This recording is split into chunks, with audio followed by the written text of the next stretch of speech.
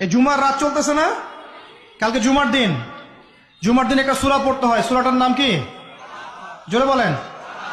সূরা কাহাফ জুমার দিনে তেলাওয়াত করলে এক জুমা থেকে আরেক জুমা পর্যন্ত আপনার এই যে হায়াত, এটা ইমানে নূর দিয়ে আল্লাহ ভরে দিবেন ইনশাআল্লাহ।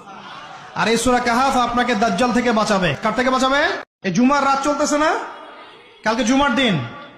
জুমার দিন একটা সূরা পড়তে হয়, সূরাটার নাম কি? জোরে বলেন।